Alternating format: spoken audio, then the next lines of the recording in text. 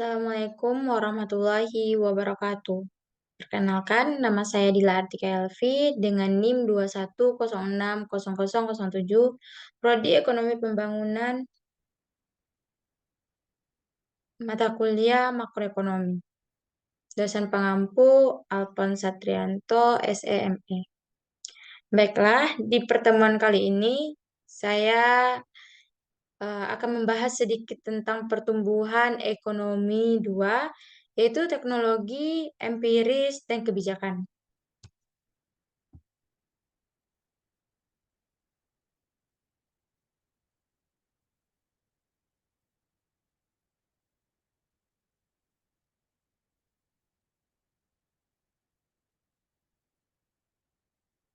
Dalam bab ini, kita akan mempelajari tentang bagaimana menggabungkan kemajuan teknologi dalam model Solow, terus tentang kebijakan untuk mendorong pertumbuhan, terus tentang empiris pertumbuhan menghadapi teori dengan fakta-fakta. Yang keempat itu dua model sederhana di mana tingkat kemajuan teknologi adalah endogen. Dalam model Solow bab 7 yang sebelumnya, teknologi produksi tetap konstan dan pendapatan per kapita adalah konstan dalam kondisi mapan. Titik tidak benar di dunia nyata itu tahun 1904 sampai 2004. US GDP real per orang tumbuh dengan faktor 7,6 atau 2% per tahun. Contoh kemajuan teknologi berlimpah. Contoh kemajuan teknologi limpah dilihat dari tahun 1950 sampai tahun 2000, US produktivitas sektor pertanian hampir 3 kali lipat. Terus harga real daya komputer telah jatuh rata-rata 30% per tahun selama 3 dekade terakhir. Persentase rumah tangga Amerika Serikat dengan besar dari satu komputer, 8% dari tahun 1986, 62% pada tahun 2003. Pada tahun 1981, 213 komputer yang terhubung ke internet. Berangsur 2000 itu 60 juta komputer yang terhubung ke internet. Lanjut ke 2001, kapasitas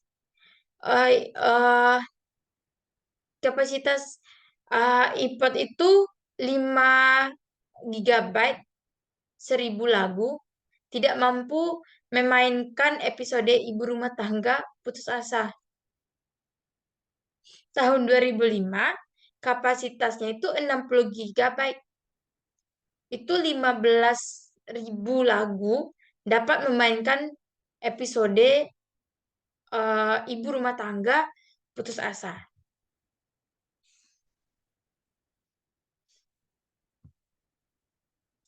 Kemajuan teknologi dalam model Solow. Yang pertama yaitu sebuah variabel baru E atau efisiensi tenaga kerja. Yang kedua itu ada asumsikan kemajuan teknologi adalah kerja augmenting. Meningkatkan efisiensi tenaga kerja pada tingkat eksogen G sama dengan delta E per E. Kemajuan teknologi dalam model Solow ini, kita sekarang menulis fungsi produksi, yaitu Y sama dengan fungsi dari K L dikali E, di mana L dikali E ini adalah jumlah pekerja efektif. Peningkatan efisiensi tenaga kerja memiliki efek yang sama pada output sebagai peningkat angkatan kerja. Y sama dengan Y per LE sama dengan output per pekerja efektif. Sedangkan K sama dengan K per LE yaitu modal per pekerja efektif. Fungsi produksi per pekerja itu efektif ada Y sama dengan fungsi dari K. Tabungan dan investasi per pekerja efektif itu ada SY sama dengan S fungsi dari K. S tambah N ditambah G dikali K itu adalah investasi. Jumlah investasi yang diperlukan menjaga K konstan. Terdiri dari SK untuk mengganti modal depresiasi, NK untuk memberikan modal bagi pekerja baru, dan GK untuk memberikan modal untuk baru efektif pekerja yang diciptakan oleh kemajuan teknologi. Kita lihat di kurva ini, yaitu pertumbuhan ekonomi, ada investasi, dan ada model per pekerja, yaitu di K bintang. Ini di sini ada delta K sama dengan S fungsi dari K dikurang S tambah N tambah G dikali dengan K. Tingkat pertumbuhan stabil negara di model Solo dengan teknologi yang kemajuan, yaitu di variabel, ada simbol, dan tingkat pertumbuhan yang stabil negara. Di model per pekerja efektif, simbolnya ada K sama dengan K per L dikali E. Dan tingkat pertumbuhannya itu 0. Dan output per pekerja efektif disimbolkan dengan Y sama dengan Y per L dikali E dengan tingkat pertumbuhannya juga 0. Output per pekerja disimbolkan dengan Y per L sama dengan Y dikali E. Dengan tingkat pertumbuhannya itu adalah G. Jadi total output dengan simbol Y sama dengan Y dikali E dikali L, yaitu tingkat pertumbuhan yang stabil di negara itu ada N ditambah G. The Golden Rule. Untuk menentukan model kaidah emas, mengekspresikan C bintang dalam hal K bintang. Contohnya, C bintang sama dengan Y bintang dikurang I bintang. Sama dengan F fungsi dari K bintang dikurang S tambah N tambah G dikali dengan K bintang. C C bintang dimaksimalkan ketika MPK sama dengan S tambah N ditambah G. Atau ekuivalen MPK dikurang S sama dengan N tambah G. Di Golden, peraturan steady state, produk marginal bersih ibu kota penyusunan sama dengan POP. Tingkat pertumbuhan ditambah tingkat kemajuan teknologi.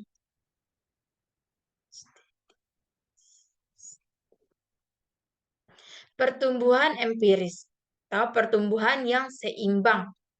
Model Solow SS pameran pertumbuhan yang seimbang atau pertumbuhan yang seimbang dikurang banyak variabel tambah pada tingkat yang sama. Pertama, model Solow memprediksi Y per L dan K per L tumbuh pada tingkat yang sama, yaitu G, sehingga K per Y harus konstan. Yang kedua, hal ini berlaku di dunia nyata. Yang ketiga, model Solow memproduksi upah real tambah pada tingkat yang sama seperti Y per L, sementara harga sewa real adalah konstan. Lanjut, model Solow memprediksi bahwa hal-hal yang sama negara-negara miskin dengan rendah Y per L dan K per L harus tumbuh lebih cepat dari yang kaya. Jika benar, maka kesenjangan pendapatan antar negara-negara kaya dan miskin akan menyusut dari waktu ke waktu, menyebabkan standar hidup untuk perkumpul. Dalam model nyata, bahwa negara miskin tidak tumbuh lebih cepat dari yang kaya. Apakah ini berarti model Solo gagal? Model Solo memprediksi bahwa hal-hal ini rendah Y per L dan K per L harus tumbuh lebih cepat dari kaya yang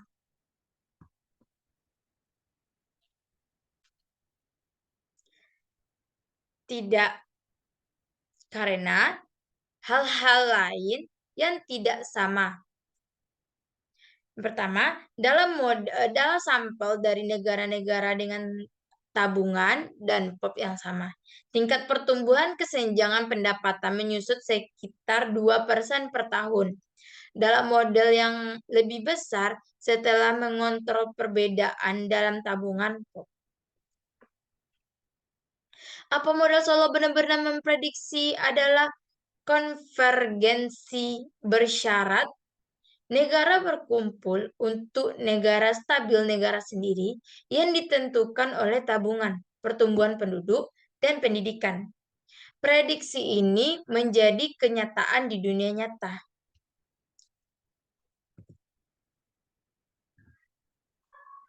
Perbedaan pendapat per kapita antar negara-negara dapat disebabkan oleh perbedaan yang pertama yaitu model fisik atau manusia per pekerja. Yang kedua, efisiensi produksi atau ketinggian fungsi produksi. Contohnya nih, kedua faktor yang penting. Kedua faktor yang berkorelasi, negara dengan model fisik atau manusia yang lebih tinggi per pekerja juga cenderung memiliki efisiensi produksi yang lebih tinggi. Penjelasan yang mungkin untuk korelasi antar model per pekerja dan efisiensi produksi. Efisiensi produksi mendorong akumulasi modal. Akumulasi modal memiliki eksternalitas yang meningkat efisiensi. Sepertiga penyebab variabel yang tidak diketahui. Akumulasi modal dan efisiensi lebih tinggi di beberapa negara daripada yang lain. Sejak Adam Smith, ekonom berpendapat bahwa perdagangan bebas dapat meningkatkan efisiensi produksi dan standar hidup. Penelitian oleh Search dan Warner, tingkat pertumbuhan tahunan rata-rata dari 1970 sampai 1989, negara-negara maju terbukanya itu 2,3% dan tertutup 0,7%. Negara-negara berkembang yaitu 4,5% dan tertutup 0,7%. Untuk menentukan penyebab, Frankel dan Romer mengeksploitasi perbedaan geografis antar negara-negara. Beberapa negara berperdagangan kurang karena mereka jauh dari negara-negara lain atau terkurung daratan. Kedua, perbedaan geografis termasuk berkorelasi dengan perdagangan tetapi tidak dengan penentu pendapatan lain. Oleh karena itu, mereka dapat digunakan untuk mengisolasi dampak perdagangan terhadap pendapatan.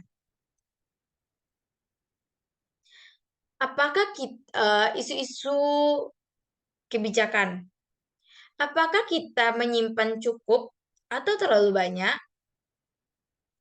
Kebijakan apa yang mungkin mengubah tingkat tabungan? Bagaimana seharusnya kita mengalokasikan investasi kami antar modal swasta fisik, infrastruktur publik, dan modal-modal manusia? Bagaimana lembaga suatu negara mempengaruhi efisiensi produksi dan akumulasi modal? Kebijakan apa yang mungkin mendorong kemajuan teknologi lebih cepat?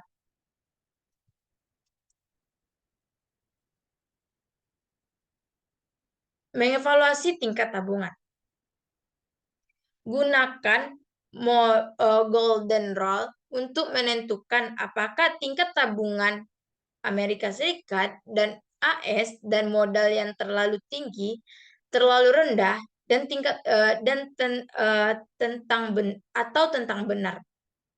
Jika MPK dikurang S besar dari N tambah G, AS berada di bawah kondisi mapan kaidah emas dan harus meningkatkan S. Jika MPK dikurang S lebih kecil dari N tambah G, ekonomi AS berada di atas SS Golden Rule dan harus mengurangi S. Untuk memperkirakan MPK dikurang S menggunakan 3 faktor tentang ekonomi AS. Yang pertama yaitu K sama dengan 2,5Y. Persediaan modal adalah PDB sekitar 2,5 kali 1 tahun. Yang kedua ada E sama dengan 0,1Y. Sekitar 10% dari PDB digunakan untuk mengganti modal depresiasi. Yang ketiga, MPK dikali K sama dengan 0,3Y. Pendapatan modal adalah sekitar 30% dari PDB.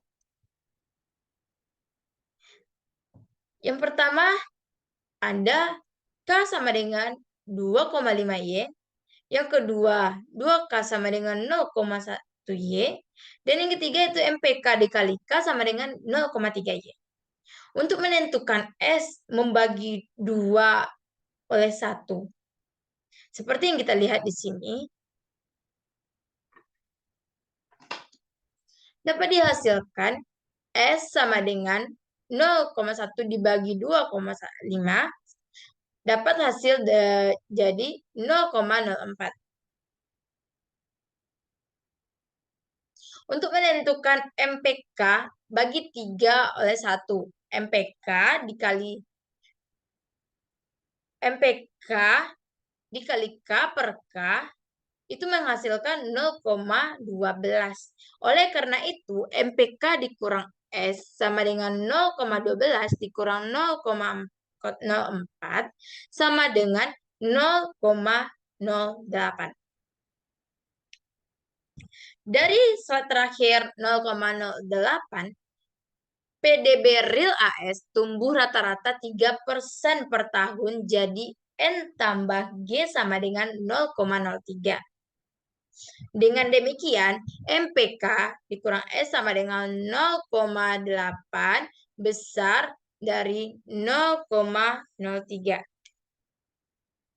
Sama dengan N tambah G. Kesimpulannya, AS berada di bawah SS Golden Rule. Peningkatan tingkat tabungan AS akan meningkat konstan per kapita dalam jangka panjang. Bagaimana meningkatkan tingkat tabungan? Yaitu mengurangi defisit anggaran pemerintah atau meningkatkan surplus anggaran. Yang kedua itu meningkatkan insentif untuk tabungan swasta, mengurangi pajak keuntungan modal, pajak penghasilan badan, pajak real karena mereka mencegah tabungan, mengganti pajak pendapatan federal dengan pajak konsumsi, memperluas insentif pajak untuk IRA, rekening pensiun individu, dan rekening tabungan pensiun lainnya. Mengalokasikan investasi ekonomi. Dalam model Solo, ada satu jenis model. Dalam dunia nyata, ada banyak jenis yang kita dapat membagi menjadi 3 kategori. Model swasta, infrastruktur publik, dan model manusia, yaitu pengetahuan dan keterampilan para pekerja memperoleh melalui pendidikan. Terus bagaimana seharusnya kita mengalokasikan investasi antar jenis? 2 sudut pandang. Yang pertama, menyamakan perlakuan pajak dari semua jenis modal di semua industri, kemudian membiarkan pasar mengalokasikan investasi ke jenis dengan produksi marginal tertinggi. Yang kedua, dengan kebijakan industri, pemerintah harus secara aktif mendorong investasi di ibu kota jenis tertentu dan industri tertentu karena mereka mungkin memiliki eksternalitas positif bahwa investor swasta tidak dipertimbangkan. Kemungkinan masalah dengan kebijakan industri. Pemerintah mungkin tidak memiliki kemampuan untuk memilih pemenang, memilih industri dengan return tertinggi untuk modal atau eksternalitas terbesar. Yang kedua itu politik. Kontribusi kampanye. Contohnya, daripada ekonomi dapat mempengaruhi industri yang mendapatkan perlakuan istimewa. Mendirikan lembaga yang tepat. Menciptakan lembaga yang tepat adalah penting untuk memastikan bahwa sumber daya yang dialokasikan untuk menggunakan penggunaan terbaik mereka. Contohnya nih, lembaga-lembaga hukum untuk melindungi hak kekayaan. Terus pasar modal untuk membantu arus modal keuangan untuk proyek-proyek investasi terbaik. Terus sebuah bebas korupsi pemerintah untuk meningkatkan persaingan itu melaksanakan hukum paten, mendorong inovasi dengan memberikan monopoli sementara untuk penemu produk baru. Terus ada insentif pajak untuk R&D, hibah untuk mendanai penelitian dasar di universitas. Kebijakan industri mendorong industri tertentu yang merupakan kunci untuk teknologi yang cepat.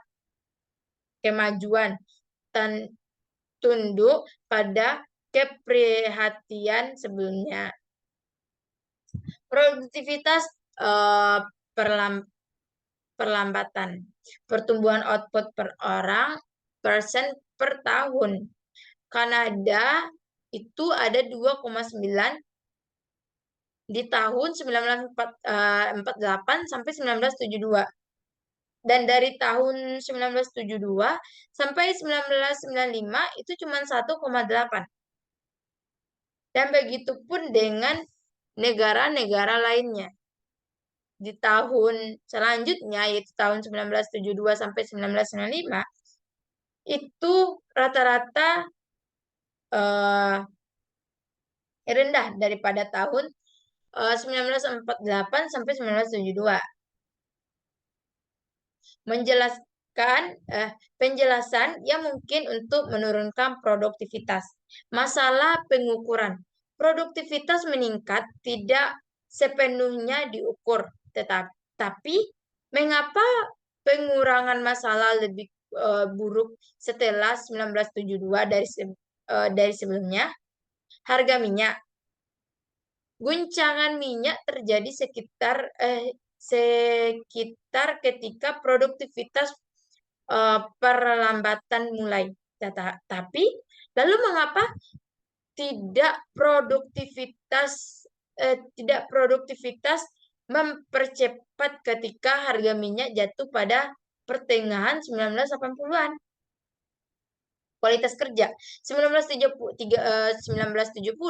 gelombang besar pendapatan baru keangkatan kerja baby boomer wanita. Pekerja baru cenderung kurang produktif daripada pekerja berpengalaman. Terus, menipisnya ide. Mungkin pertumbuhan yang lambat dari 1972 sampai 1995 adalah normal, dan pertumbuhan yang cepat pada tahun 1948 sampai 1972 adalah anomali.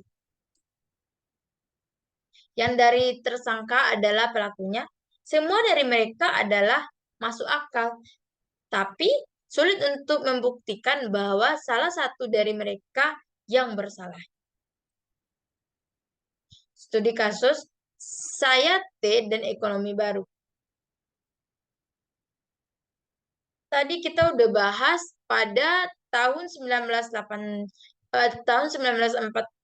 sampai 1972 dan 1972 sampai 1995 itu merosot. Dan pada tahun 1995 sampai 2004 itu ada yang naik dan ada yang juga yang turun. Makin lama makin turun. Seperti Prancis, Jerman, Italia, dan Jepang. Itu menurun. Sedangkan Amerika Serikat dan Kanada itu meningkat dari tahun sebelumnya. Rupanya, revolusi komputer tidak mempengaruhi produktivitas agregat sampai pertengahan 1990-an. Ya, industri komputer dari PDB banyak lebih besar dari tahun 1990-an dari sebelumnya. Membutuhkan waktu bagi perusahaan untuk menentukan bagaimana memanfaatkan teknologi baru yang paling efektif. Besar terbuka pernyataan. Berapa lama akan TI tetap menjadi mesin pertumbuhan? Kata model Solow, teori pertumbuhan endogen, pertumbuhan yang berkelanjutan dalam standar hidup adalah mereka yang kemajuan teknologi. Tingkat kemajuan teknologi adalah eksogen. Teori pertumbuhan endogen. Seperangkat model di mana tingkat pertumbuhan produktivitas dan standar hidup adalah endogen. Ada delta K sama dengan SY kurang SK. Membagi dengan K dan penggunaan Y sama dengan sebuah K mendapatkan delta Y per Y sama dengan delta K per K sama dengan SA dikurang S. Jika S sebuah besar dari S, maka penghasilan akan tumbuh sebelumnya. Dan investasi adalah mesin pertumbuhan. Di sini laju pertumbuhan permanen tergantung pada S. Dalam model Solow, tidak. Sebuah model dasar. Model produksi Y sama dengan sebuah K, di mana sebuah adalah jumlah output untuk setiap unit modal. Sebuah adalah eksogen dan konstan. Perbedaan utama antara model ini dan Solow. MPK adalah konstan di sini. Berkurang di Solow. Investasi SY, penyusutan SK, persamaan gerak untuk model. Delta K, Y dikurang SK. Tergantung pada kondisi model. Apakah model memiliki turunan atau tidak? Jawabannya tergantung pada definisi model. Jika model yang sempit didefinisikan hanya tanaman dan peralatan, maka ya, para pendukung teori pertumbuhan endogen berpendapat bahwa pengetahuan adalah jenis model. Jika demikian, maka pengembalian konstan model lebih masuk akal dan model ini mungkin menjelaskan yang baik dari pertumbuhan ekonomi. Semua model dua sektor. Ada pabrik perusahaan memproduksi barang dan penelitian universitas menghasilkan pengetahuan yang meningkat efisiensi tenaga kerja di bidang manufaktur. U sama dengan fraksi tenaga kerja dalam penelitian. U adalah eksogen. NFG, Prof. FUNC, Y sama dengan FK 1 dikurang U dikali EL. Dalam sebuah model dua sektor, dalam kondisi mapan, pengeluaran MFG per pekerja dan standar hidup tumbuh pada tingkat delta E per E sama dengan G dikali U, variabel kunci. S mempengaruhi tingkat pendapatan, tetapi tidak tingkat pertumbuhannya, sama seperti dalam model Solow. U mempengaruhi tingkat pertumbuhan pendapatan. Apakah peningkatan U menjadi lebih baik bagi perekonomian? Fakta-fakta tentang R dan D. 1. Banyak peneliti dilakukan oleh perusahaan-perusahaan yang mencari keuntungan. Yang kedua, keuntungan perusahaan dari penelitian. Yang pertama, paten membuat aliran keuntungan monopoli. Yang kedua, keuntungan ekstra dari yang pertama di pasar dengan produk baru. Yang ketiga, inovasi menghasilkan konternalitas yang mengurangi. Banyak teori pertumbuhan endogen baru mencoba untuk memasukkan fakta-fakta ini menjadi model untuk lebih memahami kemajuan teknologi. Adalah sektor swasta melakukan cukup R&D. Keberadaan eksternalitas positif dan menciptakan pengetahuan menunjukkan bahwa sektor swasta tidak melakukan cukup R&D, tetapi ada banyak duplikasi R&D upaya antara perusahaan yang bersaing. Perkiraan social return untuk R&D lebih besar 40% per tahun. Dengan demikian, banyak yang percaya pemerintahan harus mendorong R&D. Pertumbuhan ekonomi bagi penghancurkan kreatif. Schumpeter 1942 menciptakan istilah destruksi kreatif untuk menggambarkan perpindahan aktivitas kemajuan teknologi, pengenalan produk baru yang baik bagi konsumen, tetapi sering buruk bagi produsen incumbent yang mungkin terpaksa keluar dari pasar.